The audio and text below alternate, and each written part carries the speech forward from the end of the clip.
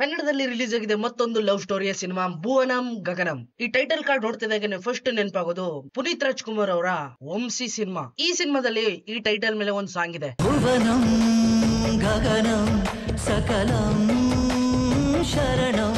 ಅದಲ್ದೇನೆ ಈ ಸಿನಿಮಾದೊಳಗಡೆ ಪುನೀತ್ ರಾಜ್ಕುಮಾರ್ ಸರ್ಗೆ ಟ್ರಿಬ್ಯೂಟ್ ನು ಕೂಡ ಕೊಟ್ಟಿದ್ದಾರೆ.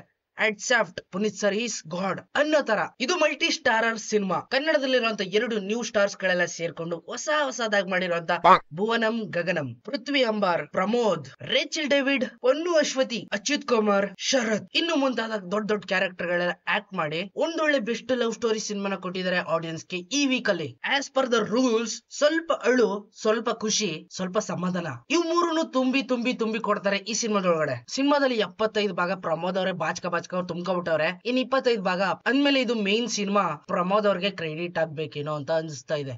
ಪ್ರಮೋದ್ ಇಲ್ಲಿ ಅವನ ಸಿಕ್ಸಿಗಿರೋ ಕಾರ್ ನ ತಗೊಂಡು ಕನ್ಯಾಕುಮಾರಿಗೆ ಲಾಂಗ್ ಡ್ರೈವ್ ಹೋಗ್ತಾ ಇರ್ತಾನೆ. ಅವನ್ ಲೈಫ್ ಅಲ್ಲಿ ಒಂದು ಮಿಸ್ಟೀರಿಯಸ್ ಘಟನೆಗಳು ನಡೆದು ಬಿಟ್ಟಿರ್ತವೆ. ಅದನ್ನೆಲ್ಲ ನೆನ್ಸ್ಕೊಂಡು ದಾರಿ ಮಧ್ಯದಲ್ಲಿ ಸಡನ್ ಆಗಿ ಪೃಥ್ವಿ ರಾಮ್ ಆಗಿ ಸಿಕ್ಬಿಡ್ತಾನೆ. ಜಾಣ ಪೆದ್ದ. ರವಿಚಂದ್ರನ್ ಅವರ ಶ್ರೀರಾಮ ಸಿನಿಮಾದಲ್ಲಿ ಹೆಂಗೆ ಆಕ್ಟ್ ಮಾಡಿದ್ರು ಅದೇ ರೀತಿ ಇಲ್ಲೂ ಕೂಡ ಆಕ್ಟ್ ಮಾಡ್ಬಿಟ್ಟು ಸೈ ಅಂತ ಅನ್ಸ್ಕೊಬಿಟ್ಟಿದ್ದಾರೆ. ಬಟ್ ಅಲ್ಲಿ ಅವ್ರು ಪೆದ್ರ ಆದ್ರೆ ಇಲ್ಲಿ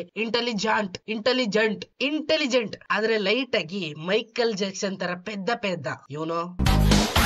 ದಾರಿ ಮಧ್ಯದಲ್ಲಿ ರಾಮ್ ಸಿಕ್ಕಿದ್ಮೇಲೆ ಅವನು ಕೂಡ ಹೋಗ್ತಾ ಇರ್ತಾನೆ ಕನ್ಯಾಕುಮಾರಿ. ಇಬ್ರು ಈಗ ಒಟ್ಟಿಗೆ ಒಂದೇ ಕಾರಲ್ಲಿ ಹೋಗ್ತಾರೆ ಅವ್ರವ್ರ ಸ್ಟೋರಿಗಳನ್ನ ಹೇಳ್ಕೊಂಡು. ನನ್ ಲೈಫ್ ಹಿಂಗಾಯ್ತು ಹಂಗಾಯ್ತು ಅಂತ ಪ್ರಮೋದ್, ನನ್ ಲೈಫ್ ಅಲ್ಲಿ ಹಂಗಾಯ್ತು ಹಿಂಗಾಯ್ತು ಅಂತ ಪೃಥ್ವಿ. ಇವ್ರಿಬ್ರು ಲವ್ ಸ್ಟೋರಿಗಳನ್ನ ನೋಡ್ಕೊಂಡು ಒಂದ್ ಕಡೆ ಅಳು, ಒಂದ್ ಕಡೆ ದುಃಖ, ಒಂದ್ ಕಡೆ ಸಂತೋಷ, ಒಂದ್ ಕಡೆ ಆನಂದ, ಇಷ್ಟು ಆಗೋದ್ರಲ್ಲಿ ಡೌಟ್ ಇಲ್ಲ. ಅಂತದೇನ್ ಸ್ಟೋರಿ ಹೇಳ್ಬೋದು ಅಂತ ಥಿಯೇಟರ್ ಹೋಗಿ ಒಂದ್ಸಲ ವಿಸಿಟ್ ಮಾಡ್ಕೊಂಡ್ ಬನ್ರಪ್ಪ. ಎಸ್ಪೆಷಲಿ ಪ್ರಮೋದ್ ಅವ್ರ ಬಗ್ಗೆ ದೊಡ್ಡದಾಗಿ ಮಾತಾಡ್ಲೇಬೇಕು.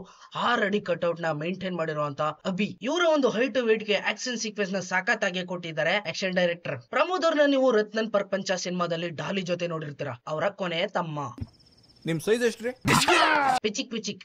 ಎರಡನೇದು ಸಲಾರಲ್ಲೂ ಕೂಡ ನೋಡಿರ್ತೀಯ ದೇವರತನ ತಮ್ಮ. ಈ ತರ ದೊಡ್ಡ ಸಿನಿಮಾಗಳೊಳಗಡೆ ಸಣ್ಣದಾಗಿ ಆಕ್ಟ್ ಮಾಡಿದ್ಮೇಲೆ ಫಸ್ಟ್ ಟೈಮ್ ಹೀರೋ ಆಗಿ ಲೀಡ್ ಮಾಡ್ಬೇಕಾದ್ರೆ ಸ್ವಲ್ಪ ಏನಾದ್ರೂ ಭಯ ಇರುತ್ತಪ್ಪ.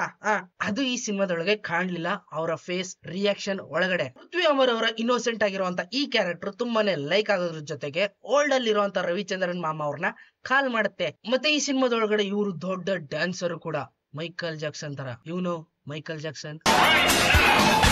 ಇನ್ನ ಈ ಸಿನಿಮಾದಲ್ಲಿ ಆಕ್ಟ್ ಮಾಡಿರುವಂತ ಹೀರೋಯಿನ್ಸ್ ರೇಚಲ್ ಡೇವಿಡ್ ಅವರು ಒಂದ್ ರೀತಿ ಪಾರಂ ಕೋಳಿ ತರ ಕಾಣಿಸ್ತಾರೆ. ಪೊನ್ನು ಅಶ್ವತಿ ಅವರು ಒಂದ್ ರೀತಿ ನಾಟಿ ಕೋಳಿ ತರ ಕಾಣಿಸ್ತಾರೆ.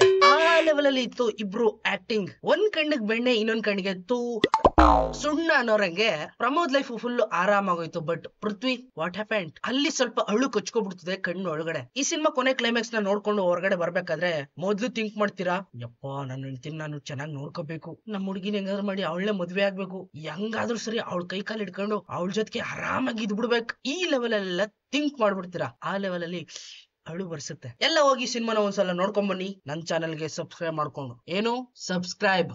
ಎಲ್ಲ ಚೀಪ್